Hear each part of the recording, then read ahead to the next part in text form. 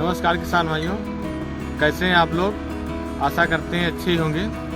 मैं अविनाश यादव अयोध्या से आज फार्मर द जर्नलिस्ट चैनल के माध्यम से आप सभी को ये बताएंगे कि रबी फसलों में पहली सिंचाई के बाद पौधों में जो पीलापन आ जाता है उसका कारण क्या है और तथा उससे कैसे बचा जा सकता है। सामान्य तौर पे आप देखते हैं कि रबी फसलों में जैसे आपका गेहूँ हो गया, मटर हो गया, चना हो गया, इन सबको बुआई करने के बाद में देखते हैं कि कुछ दिन बीतते ही इसकी पत्तियां जो होती हैं पीली पड़ने लगती हैं। जब पत्तियां पीली पड़ने लगेंगी तो उससे पौधों की बढ़वार रुक जाती है, क्योंकि होता क्या है कि जो पीलापन होने की वजह से फिर पौधों में क्लोरोफिल की मात्रा जो होती है वो कम हो जाती है।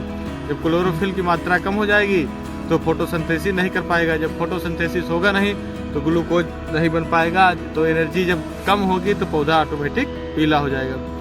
इसके लिए होता क्या है कि आप जैसे जो सिंचाई होती है, आप मान लीजिए गेहूं है या मटर है या चना है, इस सब की आप सिंचाई किए। सिंचाई करने के बाद में होता क्या है, जैसे मान लीजिए आपकी मिट्टी भारी है, भारी मिट्टी में होता क्या है कि सिंचाई करने के बाद में उसमें जो पानी है वो बहुत हल्के हल्के से नीचे जाता है, और नीचे जाने के बाद में होता क्या है कि वो काफ़ी दिनों तक वहाँ पे होल रहता है। सामान्यतः देखा क्या जाता है, जैसे गेहूं की आप हो गई तो गेहूं की सिंचाई 20 से 25 दिन के अंदर होनी चाहिए, क्योंकि उसमें शिखर जड़ बनती है 20 से 25 दिन में। शिखर जड़ बनने के बाद में उसमें जो शिखर जड़ें रहती हैं उनके वृद्धि और विकास के लिए पानी की आवश्यकता बहुत होती है। जब पानी आप सही टाइम से उसको देंगे तो उससे शिखर जड़ों से जो नए कल्ले निकलेंगे, उससे फिर आपका प्रोडक्शन होगा। तो होता क्या है कि जब आप वहाँ सिंचाई कर दिए तो कभी कभी किसान भाई क्या करते हैं, गलती से बहुत ज़्यादा मात्रा में उसमें पानी भर दिए। जैसे मान लीजिए पाइप लगा दिए पानी में, और पानी जा रहा है 10 घंटा 20 घंटा उसमें पानी डाले हैं और पानी जा रहा है, तो उससे जैसे ये है यहाँ पे भर गया पानी, जब तक यहाँ पूर्ण रूप से भरेगा नहीं आगे नहीं बढ़ पाएगा पानी। इसके लिए होता क्या है, सिंचाई की आप अच्छी जो विधियाँ होती हैं जिससे पानी भरा न रहे उसको अपनाना चाहिए। इसमें देखा गया जाता है, जैसे हम यहाँ पे अपने गेहूँ की सिंचाई करने के लिए आप देख सकते हैं, चारों तरफ देख लीजिए, हम छोटी छोटी इसमें क्यारियों में डिवाइड कर दिए हैं। इसमें होता क्या है कि जब हम क्यारियों में अपने खेत को डिवाइड कर देते हैं तो जैसे एक क्यारी में हम पाइप रखे या पानी डाले, जैसे वो हो जाएगी दूसरे क्यारी में पानी को हम खोल देते हैं। तो इससे होता क्या है, बहुत ज़्यादा पानी भर नहीं जाता है खेत में, और हमारा जो खेत है वो बहुत ज़्यादा भरने से बच जाता है। तो होता क्या है कि जब आप बहुत भर दिए खेत में पानी, तो जो उसकी जो जड़ें 20 से 25 दिन में बहुत ज़्यादा जड़ें होती नहीं हैं। जड़ों के नीचे देखेंगे आप पानी भर जाएगा, तो पानी जब भर जाएगा तो उसका पानी का नेचर होता है कि वो उस एक लेयर बना लेता है, तो उसमें ऑक्सीजन की मात्रा जो होती है सही तरीके से पहुंच नहीं पाती है।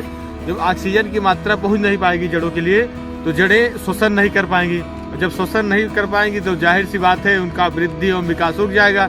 जब जड़ों का वृद्धि और विकास रुक जाएगा तो आप देखेंगे कि जड़ के माध्यम से ही जो न्यूट्रिएंट होते हैं या मिनरल्स होते हैं उनको एब्जॉर्ब किया जाता है। जब जड़ों की वृद्धि विकास है ही नहीं तो न्यूट्रिएंट को वो खींच नहीं पाएंगे।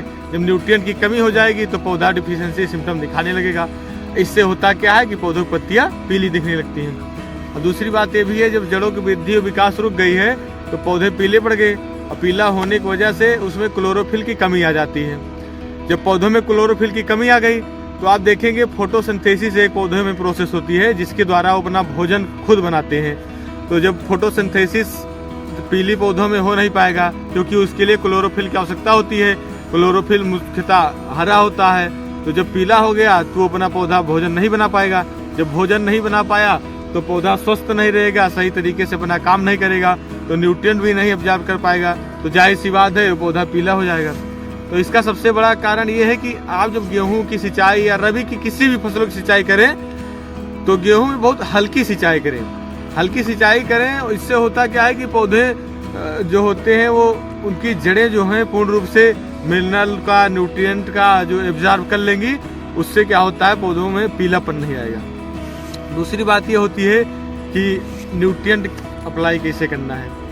होता क्या, सामान्य तौर पे अगर इसमें पौधे जो होते हैं नाइट्रोजन की जब कमी होने लगी, शुरुआती अवस्था में आप नाइट्रोजन कम मात्रा में दिए हैं, तो उससे भी आपका पौधा पीला पड़ने लगता है, क्योंकि नाइट्रोजन का जो मुख्य कार्य होता है वो वेजिटेटिव ग्रोथ के लिए होता है। तो नाइट्रोजन जब आप दिए ही नहीं उसमें पौधे वेजिटेटिव ग्रोथ में आए नहीं, हरा भरा हुआ नहीं, तो पौधे पीला दिखेंगे ही। तो इन सब के वजह से न्यूट्रिएंट जो होता है उसको सही मात्रा में और सही टाइम पे उसको पौधों को प्रोवाइड करना चाहिए। दूसरी बात ये होती है कि कभी कभी होता क्या है कि किसान भाई ये जानते हैं कि हम अगर ज़्यादा उर्वरक की या नाइट्रोजन की मात्रा हम दे देंगे अपनी फसल में तो ज़्यादा मात्रा में उसमें ईल्ड आएगी। ये आपकी भूल है, क्योंकि यदि आप मान चलिए पौधों को अपने ज़्यादा मात्रा में नाइट्रोजन दे रहे हैं तो उससे होता क्या है, आपके पौधे जल जाएंगे और जलने की वजह से वो पीले दिखेंगे, इससे भी आपके पौधे पीले दिखेंगे। तो सबसे पहला काम यह है कि आप उस फसल की जो सिंचाई की अच्छी सी विधि हो उसको प्रयोग में लाएं, मतलब कि क्यारियाँ छोटी छोटी डिवाइड कर ले, उससे आपके पौधों में पानी नहीं भरेगा और टाइम से पानी पहुंचेगा और इससे आपकी पानी की जो कमी होती है कहीं कहीं क्षेत्रों में, उससे पानी की जो बचत भी होती है कि आप क्यारी बना ले रहे हैं। दूसरी बात ये होती है कि पानी जब भर जाता है तो आप देखते हैं रबी जो फसल होती है मेनली वो ठंडी के सीजन में होती हैं, तो जब पानी भर गया तो उसमें ठंडी के महीनों में देखते होंगे आप इवोपरेशन या ट्रांसपिरेशन की जो रेट होती है वो कम हो जाती है, क्योंकि उसके लिए गर्मी चाहिए सूर्य की और उतना तगड़ी गर्मी दे नहीं पाता ठंडी के महीने में। तो जब वो गर्मी दे नहीं पा रहा है, इवोपरेशन एंड ट्रांसपिरेशन हो नहीं पा रहा है, तो पौधे के द्वारा वाटर का लॉस जो हो रहा है वो हो नहीं पाएगा। जब वाटर लॉस हो नहीं पाएगा तो पौधा के आसपास जो होता है जड़ क्षेत्र में पानी भरा रहेगा। जब पानी भरा रहेगा तो फिर वो अपना वृद्धि विकास जड़ें नहीं कर पाएंगी, उनकी वजह से भी पीला पड़ने लगता है। तो ये तमाम कारण और निवारण थे जो पौधों की पत्तियां पीली पड़ जाती हैं। तो इन सबको आप अप्लाई करके अपने पौधों को पीलेपन से बचा सकते हैं। ये जानकारी दोस्तों आपको कैसी लगी कमेंट में ज़रूर बताएं।